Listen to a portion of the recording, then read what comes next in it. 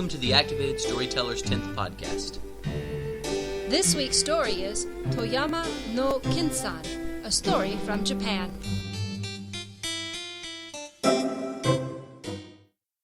Hi, I'm Dennis. And I'm Kimberly. And I'm Zephyr. And together we are the Activated Storytellers. We are coming to you from Kumagaya-city in Japan, where we have been for the past week. Has it been a week already? Yeah, it's been a week already. We have one more week in Japan. Don't make me think about it. No, I want to stay longer. No, longer. But we have had a grand time. Today we performed for some Japanese students. We did Follow the Buzz for them. Oh, and this was our first international performance. Yes.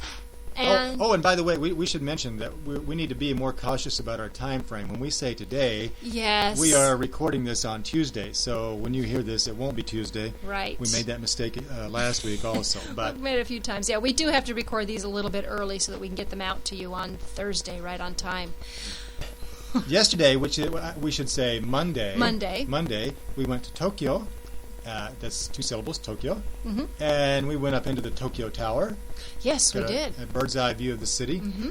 And Ginza. We went to the Ginza shopping district, right. Which we didn't splurge on our budget, but Zephyr bought a CD. Zephyr bought a shidi. They say shidi. Yes. Japanese shidi. We visited a shrine. Yes, we did. A Shinto shrine. It was 400 years old or older. About that, yes. Very old. Yes, and we got to see the people who run Japanese Pod 101. We stopped in on them and said hi. Japanese Pod, by the way, is where we picked up, we used it to learn Japanese before we came over. And very thankful that we did that, because I think we're understanding quite a bit more than we would have otherwise. And before that, we got to go down the river. We floated down on a boat. A wooden boat, and the captain and the pilot, well, they both steered the boat with poles, mm-hmm. but they were using only poles to navigate the boat down a river, which got rather rough. Yeah, and there was one time when the pole dropped, and actually Dennis ended up picking it up out of the river, the Kawa River. Yes, and we'll write more about that on the website, but it was quite a fun day. And we'll have pictures, too. Yes. And then a few days before that, we had a really fascinating day at a living history center called Edo Wonderland. Edo Wonderland. Incredible. We got to see about 5 shows there. They were all very traditional style theater. Excellent actors. Yes, Edo Wonderland is like an entire village with costumed actors strolling all around the streets, and there are exhibits sort of various like kinds. Plymouth Plantation in yes. Massachusetts. But the bulk of the day was taken up by performances. 5 performances, more than we've seen in one day in a long, long time. Yeah, we didn't understand too much, but we did find out one of the stories that we enjoyed was a comedy called Toyama no Kinsan. And so we'd like to kind of retell that for you now. Now, this is a departure from what we usually do. Usually we're bringing you stories that we have performed in the past. This is one that we have learned over here in Japan, and so we're just going to kind of retell it for you. Also, we should point out that Toyama no Kinsan is not necessarily just one story. It's a folktale character appears in many stories, which are not always comedies. Yes, Toyama no Kinsan is a character's name, and it is the name of the story we're about to do for you.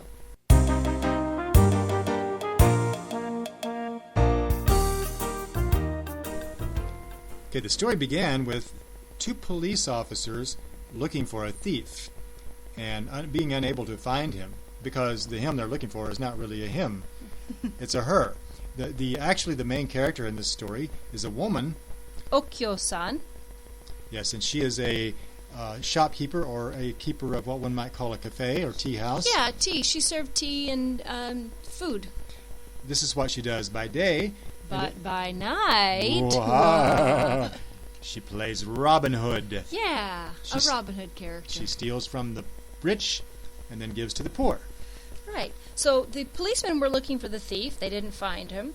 Now, into the shopkeeper, Okyo-san's, her shop, or rather her cafe, in comes Toyama no Kinsan, who is a judge or a magistrate. And he sees that she has maybe something behind her back, She hides it from him and says, "Oh, no, I must serve you tea. I must serve you tea."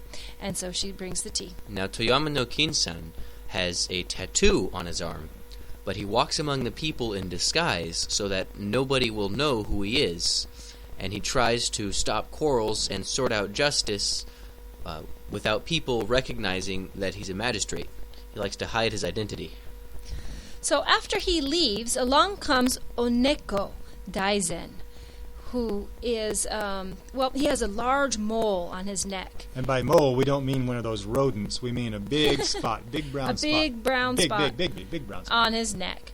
And he comes into the shop, and he knows that Okyo-san, the shopkeeper, is also a thief, and he corners her. He tells her that he wants her to take him with her to go to a big house and to steal money from them.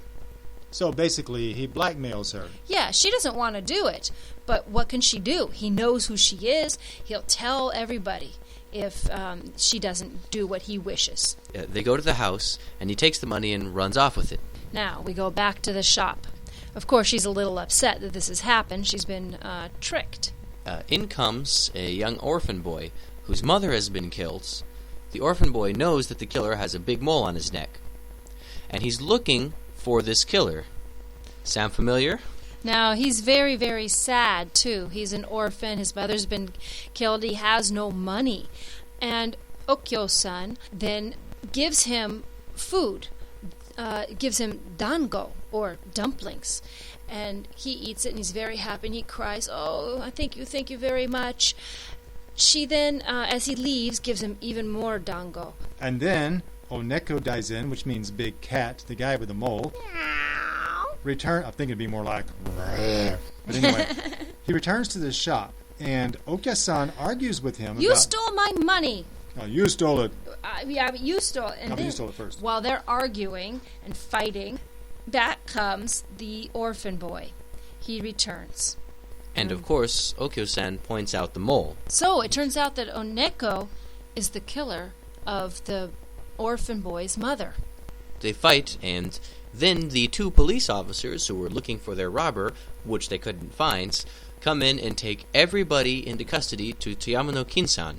Now, when they get back to Toyama no Kinsan, he is then the one who passes judgment. And what he decides is that he gives permission to the poor boy to seek his revenge. And he pardoned Okyo-san because she was helping the poor. Yes, and this was all in Japanese, of course, so we had to have some of this explained to us later. But actually, there was one phrase in the show that was in English. At one point, for some reason, a character said, "Oh my God!" and everybody in the theater turned and looked at us. Yeah, it was funny. We kind of stood out. I was kind of surprised that they did this as a comedy, especially since this place is kind of light on the comedy. Yeah, the other shows we saw were very serious, very dramatic. This one had a lot of slapstick in it, and I found it quite amusing. It's an interesting tradition among traditional Japanese theater performances that almost always the men cry. Yeah, we noticed they did in these shows. And the other thing I found interesting about the Japanese theater style, which we do not do in America, which maybe we should start doing. Yes, I think so. Yes, definitely. But right before the show, they hand you a shiroi, a white piece of paper. And we were a little confused about what to do with it. What you do is you put a few coins in the shiroi, in the white piece of paper, and you wrap it up. And at the end of the show, you then toss it up onto the stage. So anyone who comes to our shows in the future, this will be our new custom. Yes, we'll understand what you're doing. We can start handing them out. Feel free to throw coins or money, not tomatoes. Large denominations of bills at us. Or if you can't find any white paper, you might just wrap the coins in a bill and then throw them on stage. Yes, we had this explained to us personally during the first performance. The actor who came out to address the audience at first, he spotted us as Americajin, as Americajin, as gaijin foreigners, and he said konnichiwa to us, and and he explained, and we pretty much understood what we were supposed to do then with the paper. We were able to follow it in Japanese okay. And I enjoyed their performance so much that I had to go up afterward, and we had our pictures taken with them, but I had to go up and tell them that we as American actors thought they were just outstanding. Yes, but you said it in Japanese. I said it in Japanese. I said something like "Watashi tachi wa Americano hayu desu, anata tachi wa sugoi desu yo." Something. Yes. That's what I should have said, or something like that. Yes. And Zephyr, what was your favorite part of the Edo Wonderland? My favorite part, I think, is still the ninjas. I like the ninja shows. The most cool fight sequences. They had some good entrances on ropes right. and jumps around the stage. Yeah, really great sword scenes too, by the way. And really fun. I had to, of course, spend my money on some ninja stuff afterwards, including this pair of rubber nunchucks, which I'm now holding. Ow! Ow! The one thing I didn't like about the ninja show was that there was a woman ninja who was excellent. Oh, Sugoi. Really, not only good in her combat skills, but just good performance-wise. And her character ended up getting killed about halfway through, and I thought that was too bad. Yeah, we were sad. So that's about it for this week. We hope you join us next week. I think we'll be able to do one more podcast from Japan. And then we'll be back in America. We are touring the West Coast, performing at schools from Washington, Oregon, and California, and we are still accepting bookings right now. Can't return your phone calls at the moment, but we can return email. So please stop by our website and check it out. Matane. Matane. Jane, don't forget your nunchucks. The Activated Storytellers perform at schools and libraries nationwide. On stage, we use American Sign Language, physical comedy, imaginative props, and a giant, oversized book to bring the stories to life. For booking information, check our website at www.activated-storytellers.com, where you can also find out when the Activated Storytellers will be performing near you, read a story, or order one of our audio CDs.